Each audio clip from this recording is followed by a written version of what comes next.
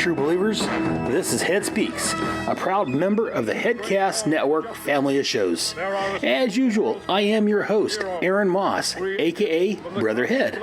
And this is my, mostly monthly Headcast, where I talk about comics, movies, role-playing games, TV shows, and anything else geeky that I want. Sometimes I'm alone. Sometimes I manage to con a guest onto the show. So if you like comic books like Firestorm and the Atom, or movies like Back to the Future, or even the Star Wars sequels, or anything else geeky, this is the place for you.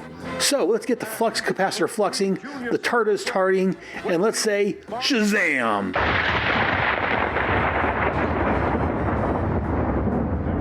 On with this episode of Head Speaks. That which is wrong, and to serve all mankind. Hey, dear listeners, Brother Head coming at you. Welcome to Head Speaks, episode 66. I think I only got one segment today, so let's go ahead and get started.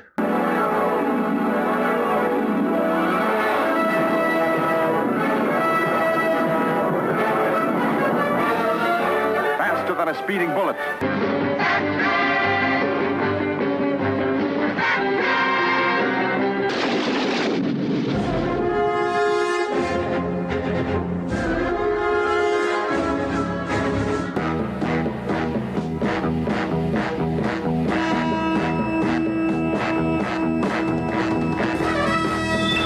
In the great hall of the Justice League, Spider-Man and his amazing friends.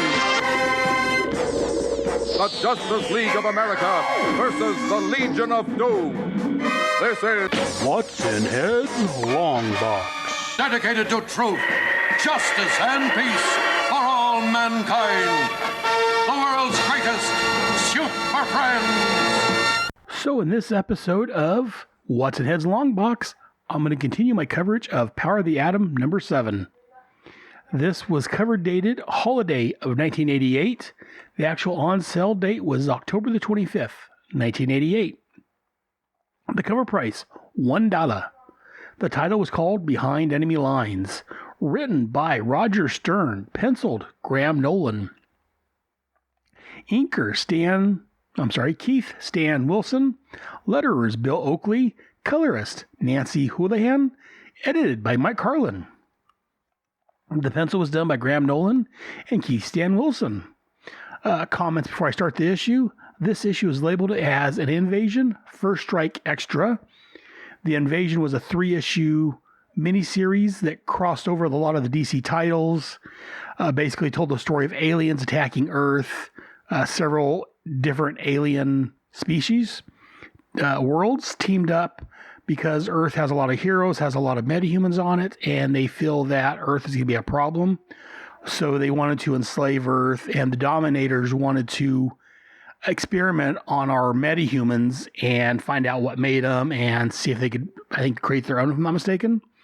I did cover this Invasion series over my Starman Manhunter Adventure Hour a couple years ago at this point. It was episodes 8 through 10. So if you want more on the Invasion itself, check out the Starman Manhunter Adventure Hour, episodes 8, 9, and 10, where I covered all 3 issues, and then how they tied into Starman, Manhunter. I covered The Flash, and one other book I'm forgetting now, but they tied in together. So, but we're going to go ahead and look at just this one issue of Power of the Atom. I'm not going to cover the main invasion or any of that, just how it affects the atom. So this is Power of the Atom number 7.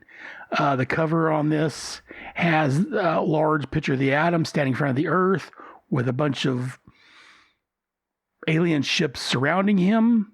They're all white with just the like bluish outlines for the color of the ship, kind of like a surprint type thing.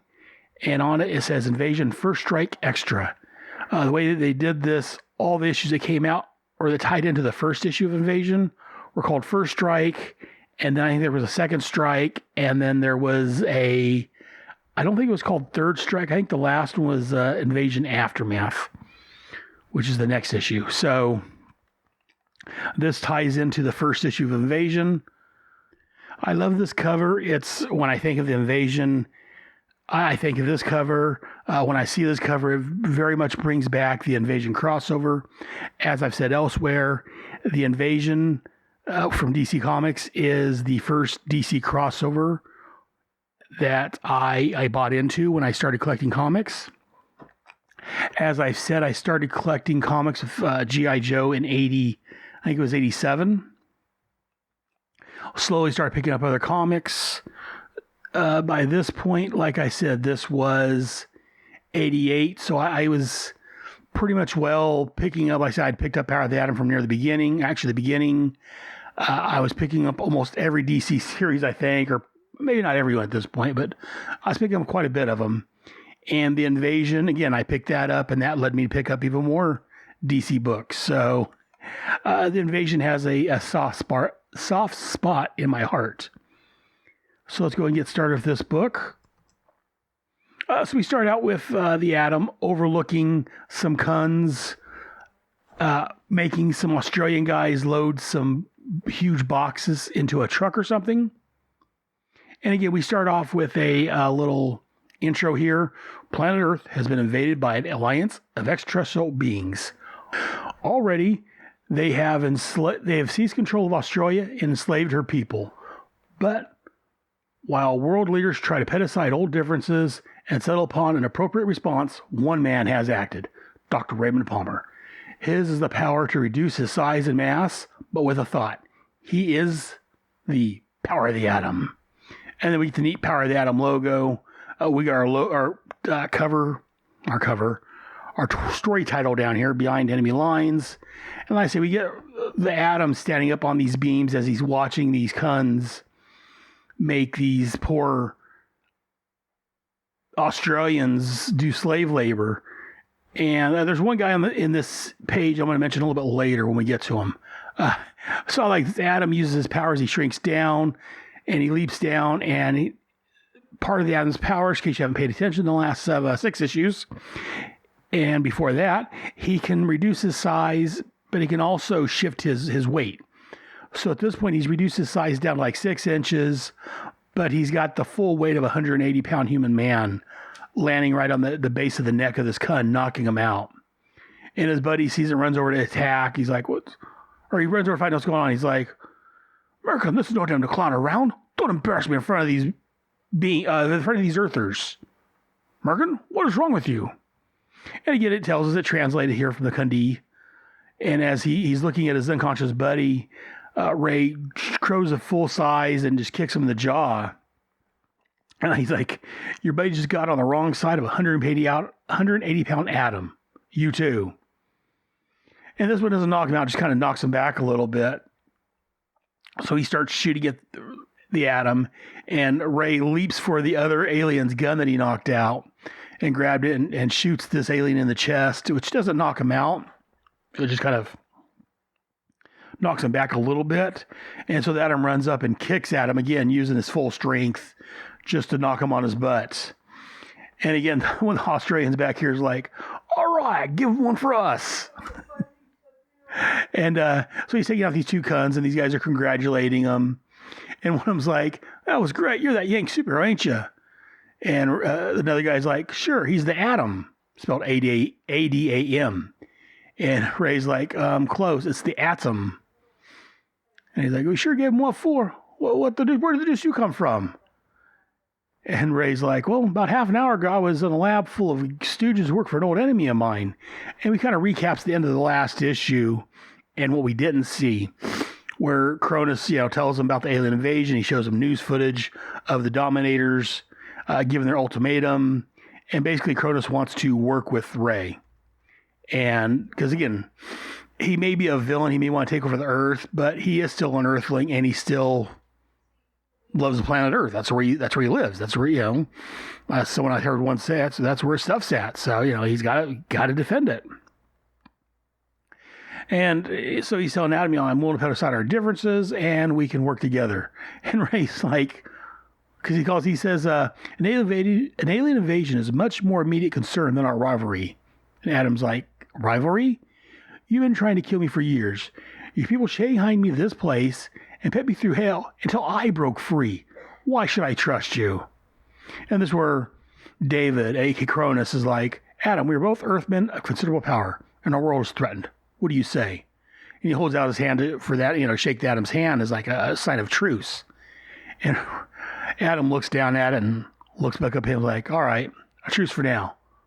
But that's all I promise. And he turns and walks away without shaking Cronus's hand, which kind of upset Cronus. You can see the scowl on his face as Ray just walks away from him. So Ray has Cronus call Australia, and as he's doing so, Ray's looking around his place. He's like, place, this plush costs plenty. I wonder where we saw the money to do it. Which again, fair point.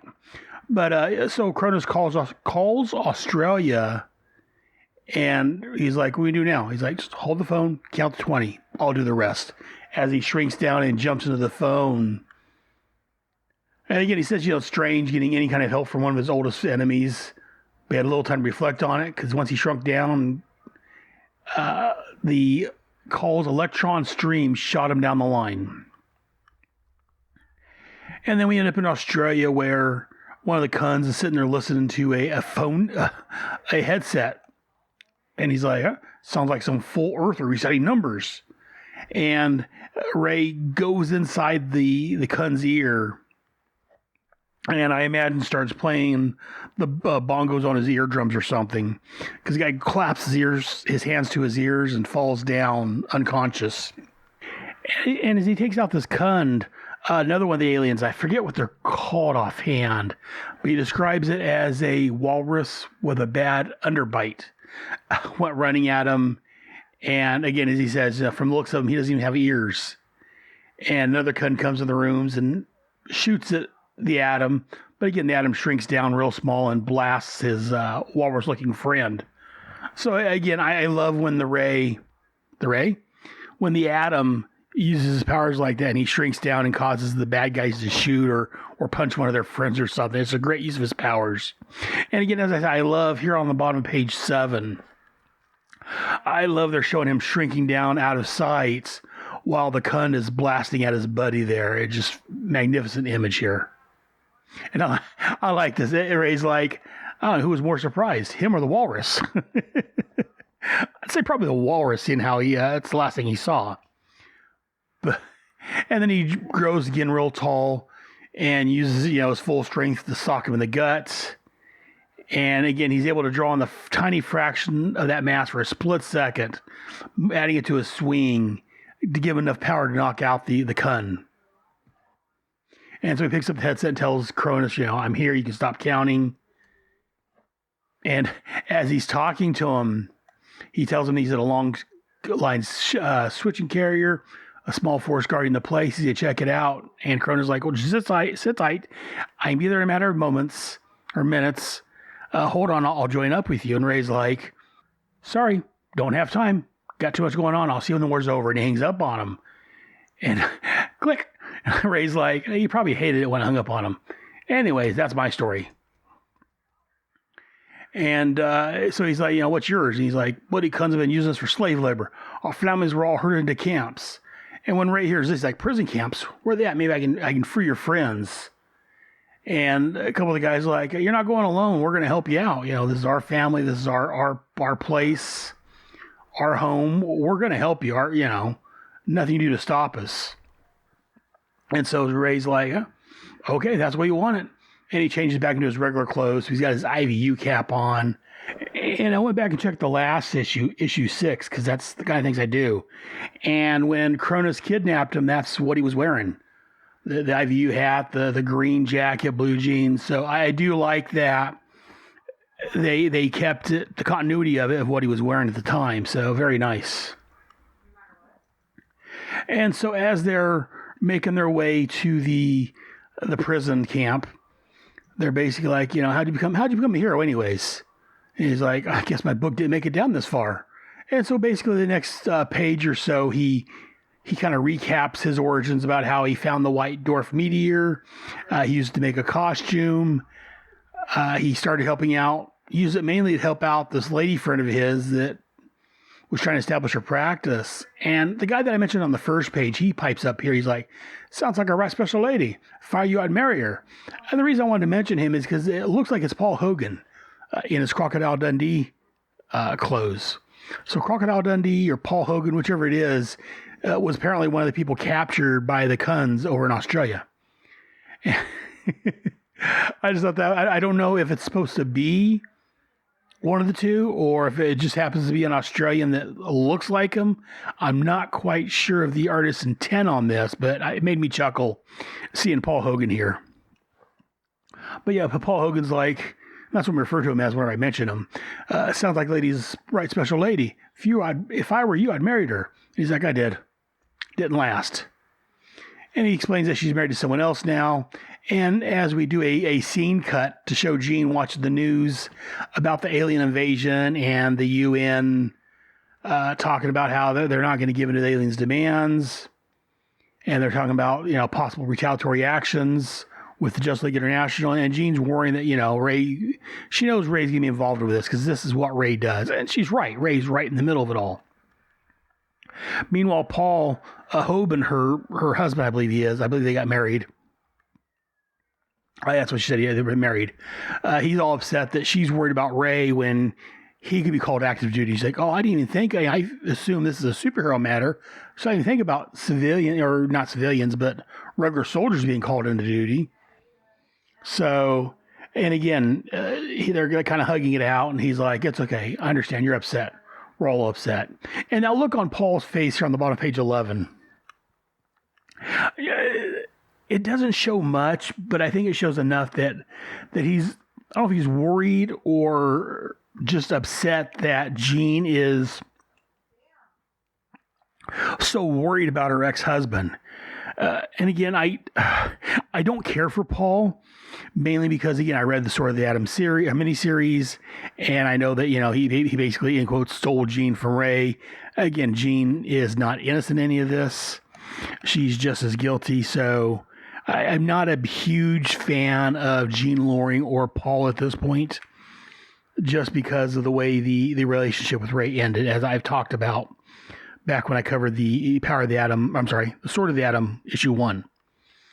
So, but he will, this whole situation here will come back into play later, but not this issue. Then we cut somewhere over the Coral Sea where we have Cronus and his little jet flying over, and we have these two guys in red and black onesies. They're flying around, and we find out that these are Daxamites from the planet Daxima. And over the Invasion series, we find out that these are kind of like Kryptonians. On their home planet, they're ordinary people, but under Earth's yellow sun, they gain superhuman strength, flight, the whole Superman spiel. The one difference between Daxamites and Kryptonians are that the Daxamites are allergic to lead. I don't know as if we've found this out yet in the book. I believe it was issue 2, I want to say maybe, of the Invasion series when we found out that the Daxamites are allergic to lead. So we got these two Daxamites flying around and they see the ship and they're like, that's not an Alliance ship. It's nothing I've seen like on Earth either. Let's go take a look at it. And they fly up to it, it disappears. Like, well, it's gone. How can it be faster than us? And the other guy's like, well, we're new to these powers. We don't know the extent. Maybe, we overlooked and was looking too far, or who knows? It's around here somewhere. So I do like that this kind of shows that these guys are new to their powers. They're not like Superman who's had them all their life. They're brand new to having superpowers, so they don't quite know how they work. And they're not quite sure exactly their limitations, if you will. So I do like that they're following up on that in this book, even though these are just a couple of throwaway characters that doesn't really matter to us as far as this book goes, because this is their only appearance. I do like that they're giving us a little bit extra on these other aliens that are invading Earth. So, but after they fly away, Cronus' ship reappears, and he makes mention that he has a chrono shifter that caused him to sink a quarter second out of phase with normal flow of time. He could see them, but they couldn't see or touch him. And again, as he's flying off, he's like, I must maintain extreme caution if I am to find the Atom. So he flies off. And speaking of the Atom, a couple hundred miles away, or several hundred miles away, we get that shipping truck from earlier with the Atom and all his friends posing as either slaves or Kuns unloading boxes, keeping up appearances.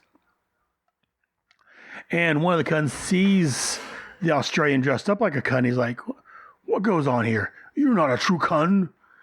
And Ray, again, I like this. He's in his regular clothes, holding a box. He immediately shifts into the Atom clothes and just tosses the box at the Khun, knocking him down. And he's like, don't worry about him, you ugly lump. You've got a bigger problem, me. And so again, Ray does what he does. He jumps around, shrinks down, causes the people to shoot at each other. And I like this here on page 15. He jumps up in the air, and as he falls down, again, he's like an inch in size or so. But he's got his entire volume shoved into that 1 inch. So as he falls, it's like a bullet going through this Khun's chest. So I'm not quite sure if his chest, that looks like actually more of, I guess, his shoulder area. But again, he's like, he got shot by a bullet. And I love when they do these kind of things of the Atom, and he uses powers in interesting ways. And he explains what he's doing. Instead of just doing it, we do have the editor or writer, I'm assuming it's the writer, the way it's written here, say he's concentrating his full mass in a tiny volume. The Atom plunges through the alien shoulder like a living bullet. So here on, I say this is page 15, just a great image of, here on the top right corner of the Atom just flying through this guy's shoulder, like you said, like a living bullet. And Ray grows full size, picks up a gun, is like, all right, Khuns, if it's a war you want, it's a war you'll get, as he blasts another one of the Khuns out. And at this point, it's full-out war here as Ray's jump around, blasting on. And I like this. One of them's like, they want to take him alive so they can question him. And as he's jumping around, one's like, he moves as though he's weightless. Well, yeah, he kind of is. So I do love this action here on page 16 of Ray flipping around and shooting at him. And one thing these Khuns don't realize is that they're dealing with Ray Palmer, who one time was just a superhero, but then for a while he was a warrior living in a warrior society there in South America. So they're not dealing with just an ordinary superhero. That's, you know, Ray at this point, especially since these are aliens and are trying to take over Earth, Ray, I don't believe, minds killing him so much as he may have used to pre-Sword of the Atom, just because he's learned a different lifestyle, I guess, is the appropriate word for it. And then we cut back to the base where Atom appeared at, where Cronus is landing, and he uses his powers to look back in time, I guess. And he sees Ray retelling his story to the Australian guy. And he's able to tell, Cronus is able to tell that occurred less than an hour ago. So he takes off to find Ray, as he's been looking for. Back at the battle, again, we get these humans with Atom fighting all these Khuns. And Ray tells him, you know, keep the unarmed prisoners back. Let me draw the Khuns fire. And one of the Australians like, you heard the man, cover him. And as they're fighting, one of the commanders, the commandant, tells them to bring out the aerial guns. And he tells them show no mercy. And as Ray's fighting, his blaster runs out of power. So he just socks one of the Khuns into another one, which knocks him to a fence, which apparently shorted the whole fence out, caused a big opening in it. So Ray starts, you know, getting all the prisoners out through that way. When all of a sudden these 3 sky cycles, I'm going to call them, show up and they start blasting. Again, like 3 seconds to stop, and they start blasting civilians, which is here on page 18. Just a tiny little inset panel of Ray going, no! Just a look of fear, not fear, but anger and sadness on his face that these innocents were killed by these alien Khuns. So Ray jumps at him and jumps into the masks of one of them, causing him to fly around uncontrollable, which causes him to fly into his companions, and they all explode. Or they crash, exploding, a little bit of both, as they crash on one of the buildings, causing it to explode. And then we cut to miles distant, where we see Cronus is flying up to the camp. And here on page 20, very top, there's a nice shot of the Australian standing around Ray. His costume's kind of shredded. The top shoulder's torn off. One of his leg, the pants is torn. And he's just standing there looking at the rubble of this destroyed building. And one of the guys like, Adam, are you all right? He's like, I'll live. How bad are our losses? We find out there's a dozen dead, maybe twice that many wounded. But they yet found a single coon still standing. He's like, you stopped them for us, Adam. We owe you. And Adam was like, yeah, hooray for our side. Because again, you can just tell that Ray is very saddened and upset by the deaths that were caused by these coons. So very much they've won, but it's like in quotes. They've won, but they lost too many lives for Ray's satisfaction, if you will. And I agree. I mean, any lives that are lost is a sad moment. So, but then we get Cronus showing up. And he's like, as I was saying, I was quite sincere when I told you I had a stake in protecting our world. Still in all, you appear to have done quite well without me, partner. And Ray, again, he's been fighting Cronus on and off for years. So he's like, I'm not your partner. I'll never be your partner. Understand? And all of a sudden, here on page 21, a gun pops out. I was like, are you sure you won't reconsider? And the gun blasts, in quotes, at Ray. Ray jumps out of the way, and we find out that actually Cronus was shooting at one of the coons behind him. That was sneaking up behind him. And he tells him, I wasn't aiming at you, Adam. That alien was drawing a bead on you from behind. We can't have that, now can we? And it's really nice here on page 22. Yeah, page 22 of the coon that got hit by the blast. Just, I think he got aged. He's turning into dust. It's just a great scene here along the top of this coon as he starts kind of shrinking down. We see him turning into dust in front of us. And Cronus is like, as you can see, I've learned a bit more about the control of time since the old days, Adam. Looks like you owe me your life. And Ray's like, later, we still have a war to fight. And again, I love the interaction between Ray and Cronus. I mean, Cronus appears to be trying to put everything under the rug, their past behind him, if you will, for the sake of teaming up to fight these aliens. But Ray, especially I think part of where Ray's coming from is, as I said, he spent quite a while as a warrior with a bunch of, these alien warriors. So I think that's kind of changed him. I think that if this would have happened pre-Sword of the Atom, Ray may have taken Cronus up on his offer to team up. But at this point, he's just seen a lot of crap in his life. He's just tired of it all. And he really doesn't trust Cronus, which we're going to find out maybe is a good thing. So again, great issue. I love the art. I love the story in it. And here at the bottom it says, Earth's greatest heroes fight for the liberation of Australia in Invasion number 2. And next issue, join us for the Atom Showdown with Cronus in The Eye of the Storm. So again, a great series, like I said, a great issue. I love the Invasion series. I definitely recommend go checking it out. If you haven't done so, check out my Starman Manhunter podcast. Like I said, issues, I think it was 8, 9, and 10, where I cover the Atom. Where I cover the Invasion relatively in full. I cover the Invasion 3 issues, plus the 4 issues I talked about earlier that tie into it, that I covered. So this is just another part of it. I also covered part of it over in Suicide Squad because they crossed over into it at the time. Like I say, all the DC books, or a majority of them, crossed over into the Invasion at some point. This next issue of Atom, which I'll talk about next month, takes place after issue 3 of the Invasion, or around that time. It's an Invasion Aftermath extra. So it's at the end of the Invasion. We'll talk about that next month. But I think that's going to do it. That's all I got time for this month.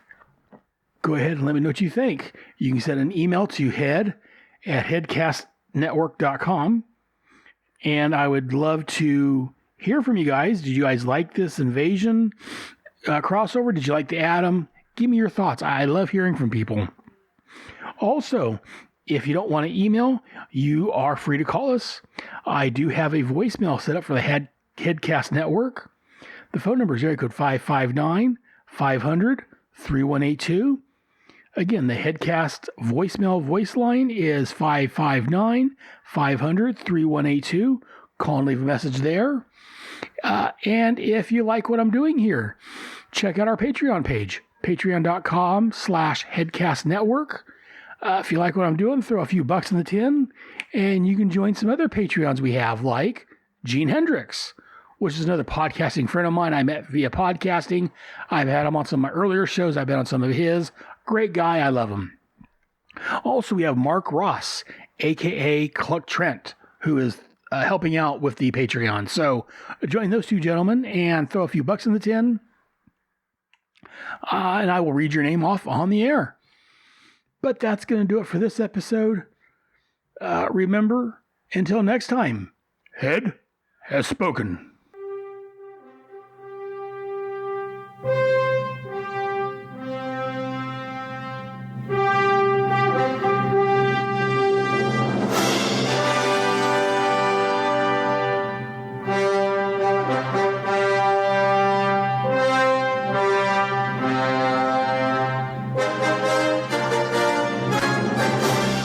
Thank you for listening to another fantastic episode of Head Speaks. Hope you enjoyed it. If so, let me know. Drop me an email to head@headspeaks.com or visit our home at head.headspeaks.com. You can also visit and talk with me on Facebook and Google+, both under Head Speaks. You can also send an MP3 file with your thoughts, and I can play that on the air. And you can also get more of me on my other podcasts. Be sure to listen to Task Force X, where monthly I look at John Ossinger's Suicide Squad and Paul Kuppenberg's Checkmate comics from the 80s and early 90s. Also, over on G.I. Joe, A Real American Headcast, my podcasting friends Ryan Daly and Kyle Benning, along with myself, are looking at all of the G.I. Joe, A Real American Hero comics, and related titles from Marvel and IDW. All of my headcasts are available on iTunes and Stitcher, along with the respective blogs and my main page at headspeaks.com. All comments, thoughts, and opinions expressed on Head Speaks are owned wholly by the speaker of said comments and do not express the opinions of Head Speaks, unless, of course, I'm the one making the comments. Head Speaks, Task Force X, and G.I. Joe, A Real American Headcast, are all part of the Headcast family. So join us next month for another wonderful episode of Head Speaks. Until then, I'll see you in the funny pages. Good night.